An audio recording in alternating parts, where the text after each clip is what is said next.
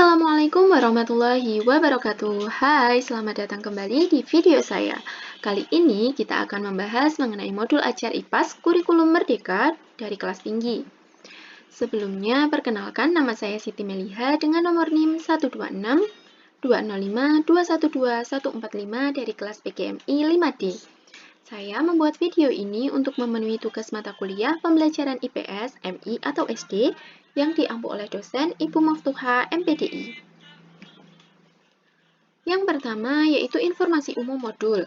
Nama penyusun Siti Meliha, instansi atau sekolah MI Nurul Huda, jenjang SD kelas 5, alokasi waktu 2 kali 35 menit, dan tahun pelajaran 2023-2024.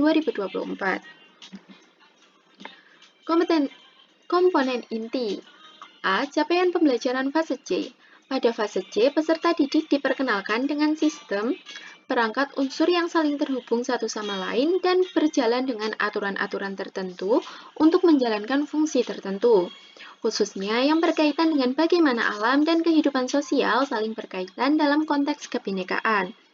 Peserta didik melakukan suatu tindakan, mengambil suatu keputusan, atau menyelesaikan permasalahan yang berkaitan dengan kehidupan sehari-hari berdasarkan pemahamannya terhadap materi yang telah dipelajari.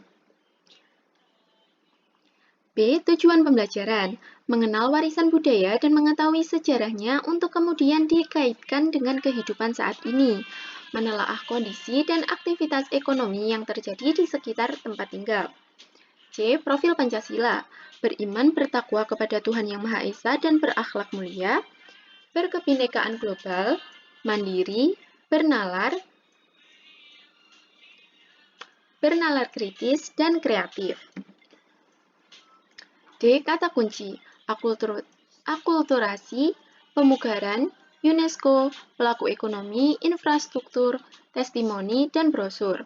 E. Keterampilan yang dilatih.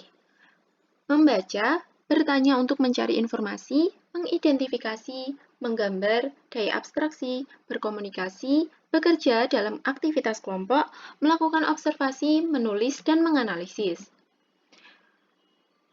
F. Target peserta didik, yaitu peserta didik reguler. G. Jumlah peserta didik, 30 peserta didik. Dimodifikasi dalam pembagian jumlah anggota kelompok ketika jumlah siswa sedikit atau lebih banyak. H. Asesmen.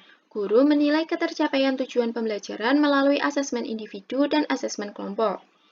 I. Jenis asesmen. Presentasi, produk, tertulis, dan unjuk kerja. J. Model pembelajaran yaitu tatap muka. K. Kegiatan pembelajaran utama atau pengaturan peserta didik, yaitu individu dan berkelompok. L. Metode dan model pembelajaran, inquiry, diskusi, dan presentasi.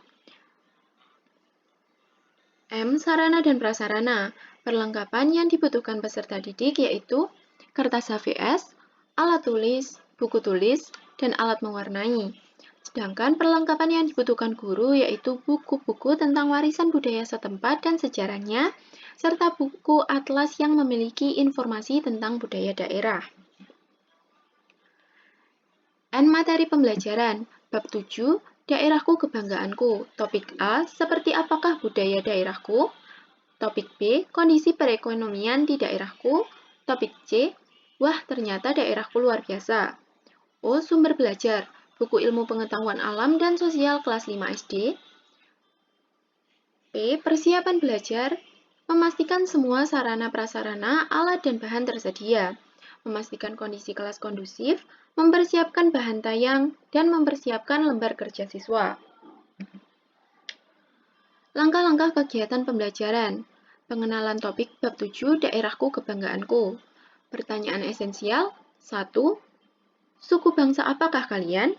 2. Apakah nama wilayah tempat tinggal kalian? 3. Apa yang ingin kalian pelajari dari bab ini? Kegiatan pembuka. Guru mempersiapkan peserta didik secara fisik maupun psikis untuk dapat mengikuti pembelajaran dengan baik. Kemudian, guru memberikan dorongan kepada peserta didik di kelas agar bersemangat pada saat mengikuti pelajaran melalui apersepsi yang dapat membangkitkan semangat belajar peserta didik. Selanjutnya, peserta didik diberikan kesempatan untuk memimpin doa bersama sesuai dengan agama dan kepercayaannya masing-masing sebelum pembelajaran dilaksanakan. Selanjutnya, setelah berdoa selesai, guru memberikan klarifikasi terhadap aktivitas pembuka tersebut dengan mengaitkannya dengan materi dan kegiatan belajar yang akan dilaksanakan. Selanjutnya, peserta didik bersama dengan guru mendiskusikan tujuan dan rencana kegiatan pembelajaran. Kegiatan inti 1. Jika memungkinkan, berikan secara berkelompok sebuah peta atau atlas. Jika tidak tersedia, guru dapat mencetaknya dari internet atau fotokopi peta Indonesia dengan jumlah yang disesuaikan. 2. Mulailah dengan memotivasi peserta didik untuk menyebutkan suku bangsa serta nama pulau tempat suku mereka berada. 3. Mintalah peserta didik untuk menyebutkan nama pulau di mana tempat suku mereka berada. 4. Memberikan tantangan kepada peserta didik untuk mengamati peta dan menemukan kota tempat tinggal mereka saat ini. 5. Minta peserta didik menyebutkan nama kota dan nama provinsi tempat tinggal mereka sekarang berdasarkan apa yang mereka lihat di peta. 6. Guru dapat memulai memberikan prolog tentang akulturasi, yaitu dengan memulai dari pertanyaan, meski hidup dalam satu kota yang sama, ternyata banyak yang berasal dari daerah yang berbeda. Pernyataan tersebut dilanjutkan dengan informasi bahwa hal ini sudah terjadi sejak peradaban manusia dimulai, dan bangsa Indonesia yang dahulu disebut Nusantara dikenal sebagai pelaut tangguh yang mampu mengarungi lautan untuk melakukan perdagangan dengan daerah lain. Ceritakan juga tentang kedatangan bangsa asing seperti Arab, India, Tionghoa, dan bangsa-bangsa Barat untuk berdagang di pelabuhan-pelabuhan Nusantara, serta proses bagaimana budaya yang mereka bawa berbaur dengan budaya masyarakat setempat. 7. Menggambarkan perjalanan laut antar pulau di Nusantara. 8. Tempelkan sebuah gambar warisan budaya yang terkenal di Indonesia di papan tulis. Ukur kemampuan peserta didik dengan bertanya mengenai apa yang mereka ketahui tentang gambar tersebut serta asal-usulnya. 9. Di akhir penjelasan tentang warisan budaya yang menjadi contoh, bangun ketertarikan dan rasa ingin tahu peserta didik dengan bertanya, apakah daerah kita memiliki warisan budaya juga? 10. Sampaikan tujuan pembelajaran yang ingin dicapai dalam bab ini dan elaborasikan dengan apa yang ingin diketahui peserta didik mengenai warisan budaya dan keunggulan daerahnya. Kegiatan penutup, peserta didik membuat resume secara kreatif dengan bimbingan guru. Selanjutnya, peserta didik mengajukan pertanyaan-pertanyaan untuk menguatkan pemahaman terhadap materi. Dilanjutkan dengan guru memberikan tugas membaca materi untuk pertemuan selanjutnya. Dan yang terakhir, guru menutup pelajaran dan secara bergantian memberikan kesempatan kepada peserta didik lain untuk memimpin doa bersama setelah selesai pembelajaran. Demikian yang dapat saya sampaikan. Terima kasih. Wassalamualaikum warahmatullahi wabarakatuh.